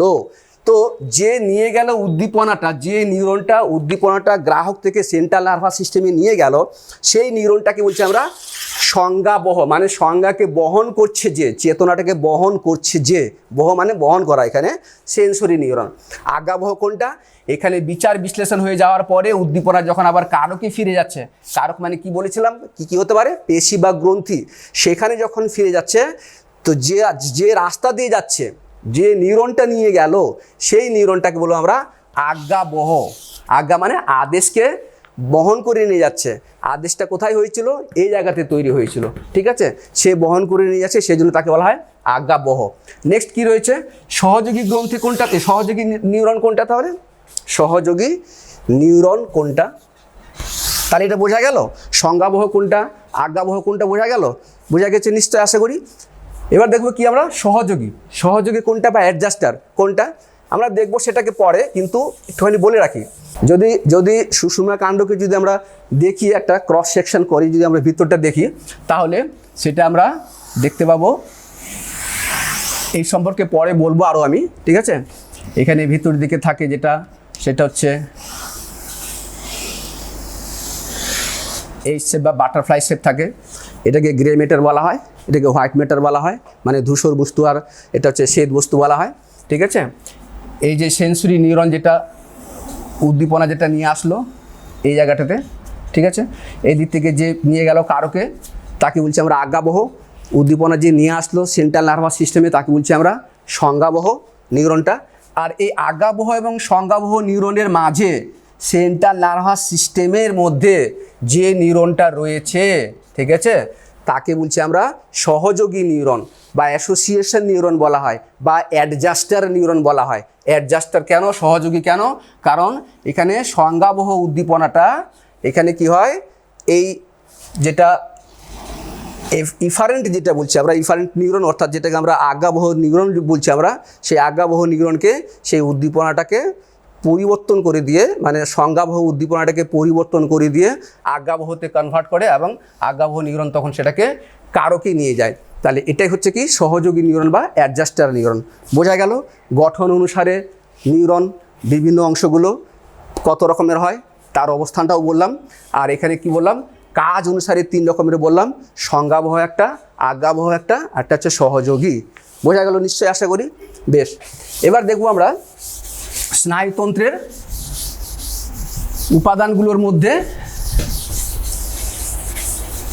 বা সেন্ট্রাল নার্ভাস সিস্টেমে যে আমাদের যে স্নায়ুগুলো রয়েছে, সেই জিনিসটাকে আমরা একটুখানি দেখিনি আগে আমরা, ঠিক আছে। তো আমাদের যেটা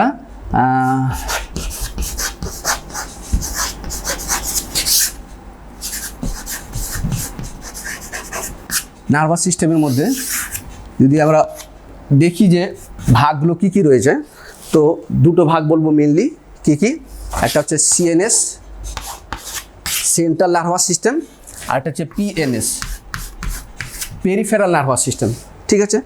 এবার এই সেন্ট্রাল নার্ভাস সিস্টেমের মধ্যে কোন কোন অংশ পড়বে, এখানে যদি একটুখানি ছবিটা যদি ড্রয়িং করে দিই, তাহলে আর একটু ভালো করে বোঝা যাবে হয়তো, আশা করছি আমি, ঠিক আছে। এই যে এটা আমাদের ব্রেনের অংশ, এটা হচ্ছে আমাদের স্পাইনাল কর্ড মানে সুষুম্না কাণ্ডের অংশ, ঠিক আছে। তো এর মধ্যে পড়ছে কে? CNS, central nervous system. তাহলে এখানে দেখতে পাচ্ছি দুটো অংশ রয়েছে, একটা ব্রেনের পার্ট রয়েছে আর একটা সুষুম্না কাণ্ড যেটাকে স্পাইনাল কর্ড বলছি আমরা। তাহলে অবভিয়াসলি সেন্ট্রাল নার্ভাস সিস্টেমের দুটো পার্ট তাহলে হবে, কি কি হবে? একটা হবে ব্রেন, যেটা কিছুক্ষণ আগে হতো আমি বলেছিলাম, আর একটা হচ্ছে স্পাইনাল কর্ড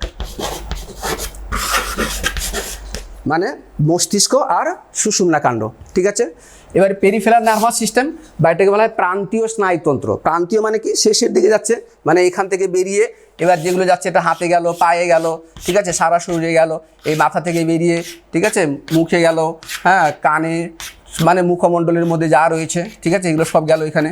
তাহলে এটা কোথায়? প্রান্তের দিকে সব আসছে, তাই না? আমাদের শরীরের প্রান্তের দিকে সেন্ট্রাল নার্ভাস সিস্টেম থেকে যে স্নায়ুগুলো প্রান্তের দিকে ছড়িয়ে পড়ছে তাকে বলছি আমরা পেরিফেরাল নার্ভাস সিস্টেম বা প্রান্তীয় স্নায়ুতন্ত্র। এই পেরিফেরাল নার্ভাস সিস্টেম অ্যাকচুয়ালি 2 রকমের হয়। কি কি 2 রকমের হয়?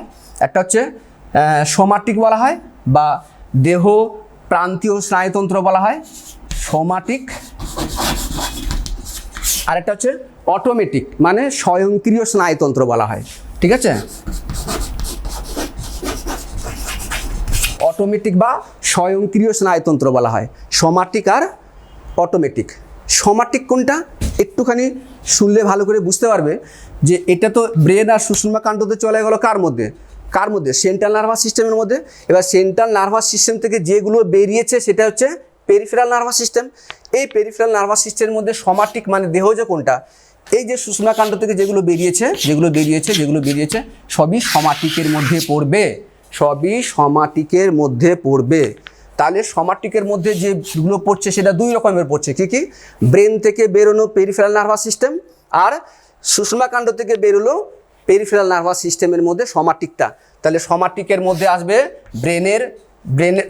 ব্রেনের স্নায়ু, যেটাকে বলবো আমরা সেরিব্রাল নার্ভ বলতে পারি, বা বলতে পারি এটাকে যে আমরা মস্তিষ্ক স্নায়ু বলতে পারি, ঠিক আছে,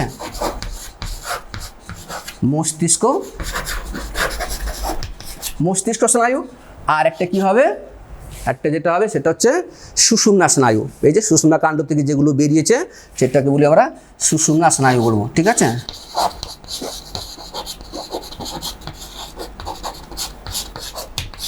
সুষুম্না স্নায়ু বলবো।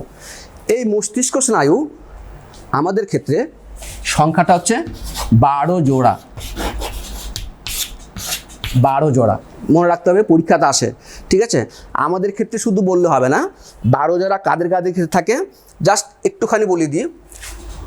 অ্যানিমেল ক্লাসিফিকেশানে তোমরা জানো, তাই না? তো যেগুলো ইসের মধ্যে পড়ছে, ওই যে অ্যাগনাথার নেথোস্টামাটা যেটা রয়েছে না, নেথোস্টামাটার যে ভাগগুলো রয়েছে সেটা কী কী রয়েছে তোমরা জানো। কন্টিস্টিক্স রয়েছে, অস্টিক্সিস রয়েছে, তারপরে অ্যামফিবিয়া রয়েছে, র্যাপটাইলস রয়েছে, তাই না, অ্যাভিস রয়েছে, তারপরে কি রয়েছে, ম্যামালিয়া রয়েছে। তো এই 12 জোড়া সুষুম্না স্নায়ু যেটা রয়েছে সেটা কার মধ্যে পাবো, একটা শুধু দেখে জেনে রাখো ভালো করে, তাহলে অনেকটাই মনে থেকে যাবে। সেটা হচ্ছে কি, বার্ড থেকে শুরু করে, মানে রেপটাইল থেকে শুরু করে ম্যামালিয়া পর্যন্ত, ঠিক আছে, মানে সরীসৃপ থেকে শুরু করে স্তন্যপায়ী পর্যন্ত প্রত্যেকের ক্ষেত্রে মস্তিষ্ক স্নায়ু হচ্ছে 12 জোড়া, ঠিক আছে, রেপটাইল থেকে শুরু করে। বোঝা গেল কথাটা? আর তার নিচে যারা রয়েছে, তার নিচে কারা রয়েছে, কন্ডিস্টিক্স রয়েছে, অস্টিক্সিস রয়েছে, আর রয়েছে অ্যামফিবিয়া। তাদের ক্ষেত্রে মস্তিষ্ক স্নায়ু হচ্ছে 10 জোড়া, মনে রাখবে। এবার সেখান থেকে উদাহরণগুলো মনে থাকলেই বলতে পারবো। এবার যদি বলে আমাকে যে গরুতে মস্তিষ্ক স্নায়ু সংখ্যা কত, তাহলে গরু কার মধ্যে পড়বে, ম্যামালিয়ার মধ্যে পড়বে, চোখ বন্ধ করে বলতে পারবো যে 12 জোড়া রয়েছে, তাই কি না? এবার যদি বলে যে ব্যাং কার মধ্যে পড়লো, অ্যামফিবিয়ার মধ্যে পড়লো, চোখ বন্ধ করে বলতে পারবো যে 10 জোড়া রয়েছে। বোঝা গেল কথাটাকে? বেশ। আর সুষুম্না স্নায়ুর সংখ্যা কত রয়েছে, 31 পেয়ার, 31 জোড়া, 31 পেয়ার রয়েছে সুষুম্না স্নায়ুর নামগুলো, ঠিক আছে। তো এই মস্তিষ্ক স্নায়ু 12 জোড়া, সুষুম্না স্নায়ু হচ্ছে 31 জোড়া। এটা বলছি আমরা সোমাটিক পেরিফেরাল নার্ভাস সিস্টেম। অটোমেটিকের মধ্যে কে রয়েছে, 2 জন রয়েছে। কে একটুখানি মুছি দিয়ে, এখানে জায়গা কম রয়েছে, ঠিক আছে। অটোমেটিকের মধ্যে কারা কারা রয়েছে, অটোমেটিক স্নায়ুতন্ত্র মানে স্বয়ংক্রিয় স্নায়ুতন্ত্রকে দুটো ভাগে ভাগ করা হয়। কি? নাম্বার ওয়ান হচ্ছে সমবেদী বলা হয়, আরটা হচ্ছে বা বলা হয় সিম্প্যাথেটিক স্নায়ুতন্ত্র বলা হয়, সিম্প্যাথেটিক। একটা হচ্ছে প্যারাসিম্প্যাথেটিক, ঠিক আছে। কি বললাম, সিম্প্যাথেটিক,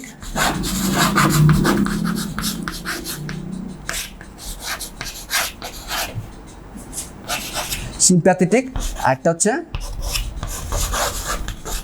প্যারাসিম্প্যাথেটিক। সিম্প্যাথেটিক আর প্যারাসিম্প্যাথেটিক, ঠিক আছে। এই সিম্প্যাথেটিক স্নায়ুতন্ত্রের আরেকটা নাম রয়েছে, তাকে বলা হয় থোরাকোলাম্বার। সিম্প্যাথেটিকের আরেকটা নাম হচ্ছে থোরাকোলাম্বার, আর প্যারাসিম্প্যাথেটিকের আরেকটা নাম হচ্ছে, সেটা হচ্ছে যে ক্রেনিওস্যাক্রাল বলা হয় এটাকে, ক্র্যানিওস্যাক্রাল, ঠিক আছে। আমি নেক্সট ক্লাসে হয়তো চেষ্টা করতে পারি এই জিনিসটাকে বোঝানোর জন্য, জিনিসটা কী রয়েছে তার নামটা মনে রাখবে, সিম্প্যাথেটিক আর কি প্যারাসিম্প্যাথেটিক। অটোনমিক নার্ভাস সিস্টেমের মধ্যে এটা পড়ে। এই অটোমেটিক নার্ভাস সিস্টেমের মধ্যে সিম্প্যাথেটিক আর প্যারাসিম্প্যাথেটিক হলো, তাহলে এই হচ্ছে নার্ভাস সিস্টেমের যে বিভিন্ন যে নামগুলো সেটা, ঠিক আছে। এবার আমরা দেখব নার্ভাস সিস্টেমের যে উপাদানগুলো যেটা বলেছিলাম, সেই উপাদানের মধ্যে নিউরোগ্লিয়া, ওই নিউরোগ্লিয়ার মধ্যে তোমরা দেখবে 4-5 রকমের সেল রয়েছে ওখানে নিউরোগ্লিয়াতে, হ্যাঁ। নিউরোগ্লিয়া এটা কিন্তু বিভাজনের সক্ষম। নিউরোগ্লিয়াটা কি বলেছিলাম, নিউরোগ্লিয়াটা বলেছিলাম ধারক কোষ বলেছিলাম, ধারক কোষ বা সাপোর্টিং সেল, সেন্ট্রাল নার্ভাস সিস্টেমের একটা উপাদান যেটা 90% থাকে, ঠিক আছে, যেটা 90% থাকে, 10% হচ্ছে নিউরন। তো এখানে বিভিন্ন রকমের সেল থাকে, সেই সেলগুলো কিন্তু বিভাজনের সক্ষম। যেমন অ্যাস্ট্রোসাইট রয়েছে, ঠিক আছে, অ্যাস্ট্রোসাইট বলে সেল রয়েছে। তারপরে রয়েছে অলিগোডেন্ড্রোসাইট রয়েছে, হ্যাঁ, অলিগোডেন্ড্রোসাইট সেল রয়েছে। তারপরে কি রয়েছে, মাইক্রোগ্লিয়া রয়েছে, ঠিক আছে। তো আরেকটা রয়েছে অ্যাপেন্ডাইমাল সেল, ঠিক আছে, অ্যাপেন্ডাইমাল সেল রয়েছে। তো এই 4 রকমের উপাদান রয়েছে কার মধ্যে, নিউরোগ্লিয়ার মধ্যে, অলিগোডেন্ড্রোসাইট, অ্যাস্ট্রোসাইট, মাইক্রোগ্লিয়া আর অ্যাপেন্ডাইমাল সেল। এর মধ্যে একটুখানি বলে রাখি, এই মাইক্রোগ্লিয়া সেল যেটা কি করে, জীবাণুকে ধ্বংস করে, ঠিক আছে। আর অ্যাস্ট্রোসাইট যেটা রয়েছে সে কি করে, আমাদের নার্ভাস সিস্টেমকে মানে নিউরনগুলোকে পুষ্টি প্রদান করে, ঠিক আছে, অক্সিজেন পুষ্টি ইত্যাদি সব প্রদান করে। বোঝা গেল কথাটাকে? বেশ, এবার চলে আসছি আমরা যে ব্রেনের যে বিভিন্ন পার্টগুলো রয়েছে সেই অংশগুলো সম্পর্কে একটুখানি আসি। সেন্ট্রাল নার্ভাস সিস্টেমের মধ্যে যে ব্রেন, সেই ব্রেনের যে অংশটা রয়েছে সেই ব্রেনটার মধ্যে আমরা দেখি কী কী অংশ রয়েছে। তো মস্তিষ্কের মানুষের ক্ষেত্রে যে ব্রেন রয়েছে সেই ব্রেনটাকে 3টা ভাগে ভাগ করা হয় মেনলি, ঠিক আছে, 3টা ভাগে ভাগ করা হয়। কি কি? একটা হচ্ছে অগ্র মস্তিষ্ক, একটা হচ্ছে মধ্য মস্তিষ্ক, আমি শুধু অগ্র মধ্য লিখছি, ঠিক আছে, অগ্র মস্তিষ্ক, মধ্য মস্তিষ্ক, আরেকটা যেটা হচ্ছে সেটা হচ্ছে পশ্চাৎ মস্তিষ্ক। 3টা ভাগ রয়েছে, অগ্র মস্তিষ্ক, মধ্য মস্তিষ্ক, পশ্চাৎ মস্তিষ্ক। এটাকে বলা হয় প্রোসেনসেফালন, এটা হচ্ছে মেসেনসেফালন, এটা হচ্ছে রম্বেনসেফালন বলা হয়। বইয়ে সেই নামেও দেওয়া রয়েছে, দেখবে।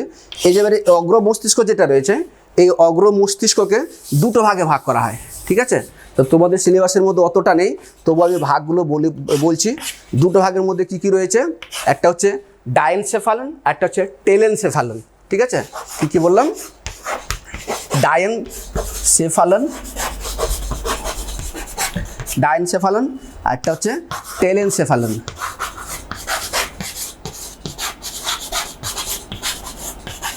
ডায়েনসেফালন আর টেলেনসেফালন। এই ডায়েনসেফালনের মধ্যে যেটা পড়বে আমাদের সেটা হচ্ছে থ্যালামাস, হাইপোথ্যালামাস ডায়েনসেফালনের মধ্যে পড়বে। আর টেলেনসেফালন যেটা রয়েছে সেই টেলেনসেফালনের মধ্যে পড়বে আমাদের গুরু মস্তিষ্ক বা সেরিব্রাম, ঠিক আছে। তা ডায়েনসেফালনের মধ্যে কী কী দেখবো আমরা? দেখবো আমরা হাইপোথ্যালামাস, আর রয়েছে এপিথ্যালামাস,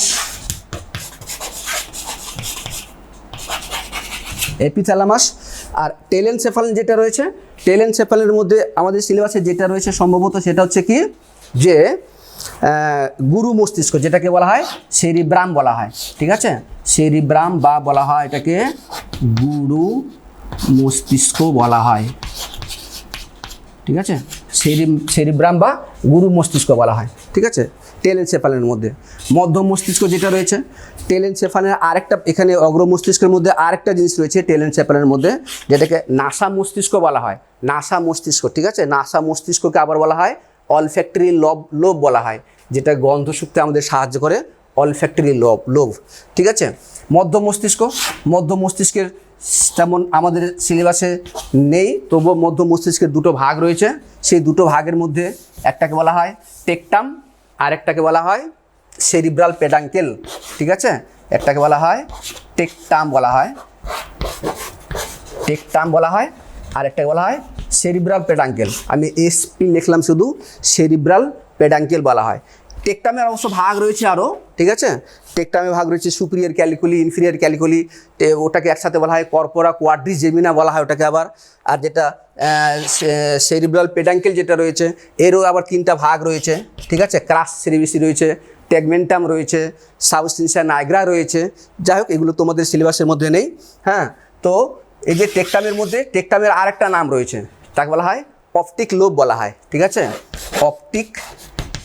অপটিক লোব। অপটিক কথাটা কার সাথে রিলেটেড? চোখের সাথে রিলেটেড, মানে না, অপটিক্যাল, চশমার দোকানে অপটিক্যাল, ঠিক আছে, চশমা চোখের ব্যাপারে, অপটিক চোখের সঙ্গে রিলেটেড। মনে রাখবে কথাটাকে, চোখ যখন পড়াবো তখন কিন্তু এই কথাটা বলবো আবার, হ্যাঁ, অপটিক নার্ভের কথাটা বলবো। যাই হোক, অপটিক লোব, এটা হচ্ছে কি বললাম এটাকে, সেরিব্রাল পেডাঙ্কেল। এবার পশ্চাৎ মস্তিষ্ক যেটা রয়েছে, হাইন্ড ব্রেন বলা হয় এটাকে, ঠিক আছে, বা এটাকে রম্বেনসেফালন বলা হয়। এই পশ্চাৎ মস্তিষ্কের 2টো পার্ট রয়েছে। কি কি 2টো পার্ট রয়েছে? একটা হচ্ছে মায়েনসেফালন, আর একটা হচ্ছে মেটেনসেফালন বলা হয়, ঠিক আছে। একটা হচ্ছে মায়েনসেফালন। সেফালন কথাটা কিন্তু মস্তিষ্ককে রেফার করে, হ্যাঁ। মায়েনসেফালন, যেমন এই যে অগ্র মস্তিষ্ক কি বললাম, প্রোসেনসেফালন। সেফালন মিন্স ব্রেন বা মস্তিষ্ককে রেফার করে, হ্যাঁ, মায়েনসেফালন। আর এটা হচ্ছে মেটেনসেফালন, হ্যাঁ, মায়েনসেফালন। আমি পুরোটা লিখছি না, জায়গা কম বলে। এবারে যে মায়েনসেফালন যেটা রয়েছে, এই মায়েনসেফালনের আর একটা নাম রয়েছে, বা বলতে পারি ওটার একটাই পার্ট রয়েছে, মায়েনসেফালনের একটাই পার্ট রয়েছে, একটাই অংশ রয়েছে, যেটাকে বলা হয় কি বলা হয়, সুষুম্না শীর্ষক বলা হয়, সুষুম্না শীর্ষক বা বলা হয় মেডুলা অবলঙ্গাটা। ঠিক আছে, বলা হয় মেডুলা অবলঙ্গাটা, অবলঙ্গাটা। ঠিক আছে, মেডুলা অবলঙ্গাটা বা সুষুম্না শীর্ষক বলা হয়। ঠিক আছে, আর মেটেনসেফালিন যেটা রয়েছে, এই মেটেনসেফালিনের দুটো পার্ট রয়েছে। কি কি? একটা হচ্ছে পন্স বা যোজক বলা হয়, পন্স বা যোজক বলা হয়। কেন যোজক বলা হয় দেখবো আমরা, কারণ এ কি করে, মধ্য মস্তিষ্ককে সুষুম্না শীর্ষকের সঙ্গে যোগাযোগ স্থাপন করে, সেই জন্য তার নাম যোজকও বলা হয়। পন্স কিন্তু অনেক কাজ করে, এই কাজগুলো আমরা কিন্তু দেখবো। হ্যাঁ, তারপরে কি রয়েছে, আর একটা হচ্ছে সেরিবেলাম বা বলা হয় এটাকে লঘু মস্তিষ্ক, লঘু মস্তিষ্ক। কি বললাম, লঘু মস্তিষ্ক বা বলা হয় সেরিবেলাম। তাহলে গুরু মস্তিষ্কের ক্ষেত্রে অগ্র মস্তিষ্কের মধ্যে একটা পার্ট যেটা বলেছিলাম গুরু মস্তিষ্ক, যাকে কি বলা হচ্ছে সেরিব্রাম, মনে রাখবে ওটা সেরিব্রাম, আর এটা হচ্ছে কে সেরিবেলাম। ঠিক আছে, তো এই হচ্ছে মস্তিষ্কের বিভিন্ন অংশগুলো রয়েছে। আমরা যদি একটুখানি এখানে দেখার চেষ্টা করি এই পার্টগুলোকে, যে কোথায় কে রয়েছে ছবি থেকে, তাহলে একটুখানি ব্যাপারটা হয়তো আরও ক্লিয়ার হবে। কীরকম ব্যাপারটা, আমাদের মস্তিষ্কের মধ্যে চলি 4খানা ভেন্ট্রিকাল রয়েছে। ঠিক আছে, সেটাও সময় হলে সেটাকে বলবো। ঠিক আছে, সময় পেলে সেটাকে বলা হবে। 4খানা ভেন্ট্রিকাল রয়েছে, সেই 4খানা ভেন্ট্রিকালের মধ্যে যে 4খানা যে ভেন্ট্রিকাল রয়েছে এই যেভাবে, ঠিক আছে, 1 নম্বর ভেন্ট্রিকাল, 2 নম্বর, এটা হচ্ছে 3 নম্বর ভেন্ট্রিকাল, এটা হচ্ছে 4 নম্বর ভেন্ট্রিকাল। এর মধ্যে কিন্তু পুরো মস্তিষ্কের অংশটা রয়েছে আমাদের, এর মধ্যে কিন্তু পুরো মস্তিষ্কের অংশটা রয়েছে। এখান থেকে যদি বলি তাহলে এখান থেকে এই পুরো অংশটা যেটা রয়েছে, এতটা জায়গা জুড়ে যেটা রয়েছে আমাদের, সেটা পুরোটা হচ্ছে অগ্র মস্তিষ্কের অংশ। ঠিক আছে, যেটাকে বলছি আমরা প্রোসেনসেফালান। এই যে জায়গাটা, যেটা এইটুকু জায়গার মধ্যে, এখানে এইটুকু জায়গার মধ্যে রয়েছে মধ্য মস্তিষ্ক। ঠিক আছে, মানে ঘিরে রেখেছে এটাকে, ছবিটাকে এইভাবে ভাবলে কিন্তু হবে না, এটাকে 3 ডাইমেনশনাল হিসাবে ভাবো, যে এই পুরো অংশটা টিউবের মতো রয়েছে, পাইপের মতো রয়েছে, সেই পাইপটাকে, এই পাইপের মতো রয়েছে, সেই পাইপটাকে ঘিরে কিন্তু রয়েছে মধ্য মস্তিষ্ক। মানে শুধু 2 পাশে নয়, কিন্তু সেটাকে ভাবতে হবে। ঠিক আছে, চারদিক থেকে ঘিরে রয়েছে, এইটুকু জায়গা হচ্ছে মধ্য মস্তিষ্ক। আর এখান থেকে এই দিকে যেটা রয়েছে সেটা হচ্ছে পশ্চাৎ মস্তিষ্কের অংশ। ঠিক আছে, তো আমি যদি এইভাবে যদি দাঁড়িয়ে থাকি, আমি যদি এইভাবে যদি দাঁড়াই, তাহলে কি দাঁড়াবে, এই যে এখান থেকে যে পুরো অংশটা, সেটা দাঁড়ালো কি অগ্র মস্তিষ্কের অংশ। এই অগ্র মস্তিষ্কের অংশের মধ্যে বেশিরভাগটা কিন্তু গুরু মস্তিষ্কের অংশ। গুরু মস্তিষ্ক মানে টেলেনসেফালিনের, যেটাকে প্রান্তীয় মস্তিষ্ক বলা হয়, বেশিরভাগটা কিন্তু গুরু মস্তিষ্কের অংশের মধ্যে পড়বে। ঠিক আছে, যেটাকে সেরিব্রাম বলছি আমরা। আর ঠিক এই গুরু মস্তিষ্কের নিচের দিকে রয়েছে কে ডায়েনসেফালিনটা। টেলেনসেফালিনটা প্রান্তীয় মস্তিষ্ক, সেটা এই চারদিকে রয়েছে, চারদিকে ঘিরে রেখেছে। ঠিক আছে, তো এই গুরু মস্তিষ্কের মধ্যে যদি দেখি আমরা, তাহলে দেখবো এর মধ্যে অনেক খাঁজ এবং ভাঁজ রয়েছে। গুরু মস্তিষ্কের মধ্যে অনেক খাঁজ এবং ভাঁজ রয়েছে। ভাঁজ কোনটা, এই যে এর উপরে যেটা গেল সেটা হচ্ছে ভাঁজ, আর খাঁজ কোনটা, যেটা নিচের দিকে নামছে সেটা হচ্ছে খাঁজ। ভাঁজ এবং খাঁজ, এই যে ভাঁজগুলো যেটা রয়েছে, সেই ভাঁজগুলোকে কি বলা হয়, জাইরাস। পরীক্ষাতে আসে, গুরু মস্তিষ্কের ভাঁজগুলোকে কি বলে, জাইরাস বলে, জাইরাস। ঠিক আছে, লেখাটা বুঝতে হয়তো অসুবিধা হচ্ছে, ছোট লাগছে দেখতে, আমি বলছি জাইরাস বলা হয় এটাকে। ঠিক আছে, আর এই যে খাঁজগুলো যেগুলো রয়েছে, ভাঁজ হলো জাইরাস, আর যে খাঁজগুলো রয়েছে সেই খাঁজগুলোকে বলা হয় সালকাস। কি বলা হয়, সালকাস।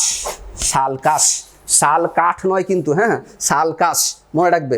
শাল কাঠ এই জন্য বললাম যাতে মনে থাকে, না শাল কাঠ নয়, শালকাস। ঠিক আছে, শালকাস। এটা এইরকম খাঁজগুলো অনেক সময় কি হয়, এই যে এইরকম যে খাঁজগুলো, যেটাকে শালকাস বলছি আমরা, অনেক সময় মস্তিষ্কের মধ্যে অনেক গভীর পর্যন্ত ঢুকে পড়ে। এই গভীর খাঁজগুলোকে বলবো আমরা তখন ফিসার। কি বলবো এটাকে, ফিসার বলবো, ফিসার। কি বলবো এটাকে, ফিসার বলবো। গভীর খাঁজটাকে ফিসার বলবো। এই গভীর খাঁজটায় না আমাদের যে গুরু মস্তিষ্ক আছে, মানে সেরিব্রাম রয়েছে, সেই সেরিব্রামকে 4খানা ভাগে ভাগ করেছে, 4টা খণ্ডে ভাগ করেছে। অ্যাকচুয়ালি যদি পুরো গুরু মস্তিষ্ক যদি দেখা যায়, তাহলে দেখবো গুরু মস্তিষ্কের 2টো হেমিস্ফিয়ার বা লোব রয়েছে। যেমন ধরো আমি দাঁড়িয়ে আছি এখানে, তো আমার যেটা রয়েছে পুরোটা গুরু মস্তিষ্ক। তো কেউ যদি মাঝ বরাবর স্মৃতি করে না, মাঝ বরাবর স্মৃতি করে, মনে করে মাঝ বরাবর স্মৃতি করেছে, তো ঠিক সেইভাবে গুরু মস্তিষ্ক যেটা রয়েছে না সেটা দুটো ভাগে রয়েছে কিন্তু, ঠিক আছে, বোঝা যাবে, মানে মাথার খুলটা যদি তুলে দেওয়া যায় তাহলে এইভাবে কিন্তু পুরো খাঁজটা কিন্তু বোঝা যাবে। তাহলে এই দিকের একটা হেমিস্ফিয়ার হয়ে গেল, আর এইদিকে একটা হেমিস্ফিয়ার হয়ে গেল, ঠিক আছে, রাইট হেমিস্ফিয়ার, একটা হচ্ছে লেফট হেমিস্ফিয়ার, বোঝা গেল। এবার এই দুটো হেমিস্ফিয়ারের মধ্যে প্রত্যেকটা হেমিস্ফিয়ার ফিসার দ্বারা, গভীর যে খাতগুলো রয়েছে সেই ফিসার দ্বারা চারখানা লোব পাবো আমরা, চারখানা খণ্ড পাবো আমরা। তাহলে এদিকেও চারখানা খণ্ড আর এদিকেও চারখানা খণ্ড পাবো আমরা, ঠিক আছে।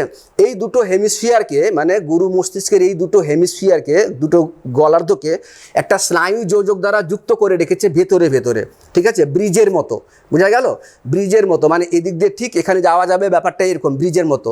সেই কানেকশানটাকে বলা হয় কর্পাস ক্যালোজাম। কি বলা হয়? কর্পাস ক্যালোজাম। কি বলা হয় ওটাকে? বলা হয়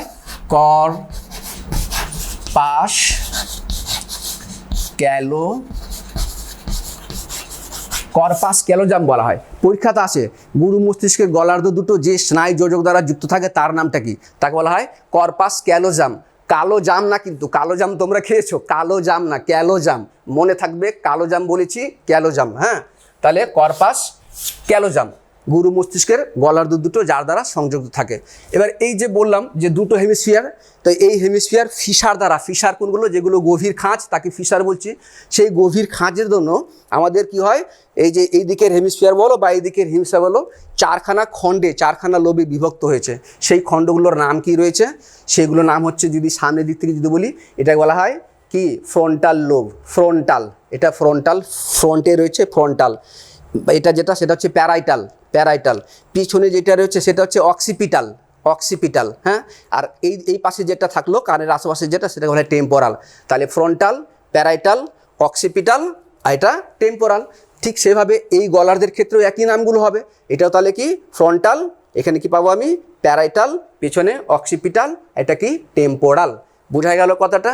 তো আমাদের যে গুরু মস্তিষ্ক যেটা রয়েছে, সেই গুরু মস্তিষ্কের কাজগুলো কি রয়েছে, মেন কাজগুলো কি রয়েছে গুরু মস্তিষ্কের? যে এই গুরু মস্তিষ্ক দ্বারা কিন্তু আমরা বিভিন্ন চিন্তা ভাবনাগুলো করতে পারি, ঠিক আছে।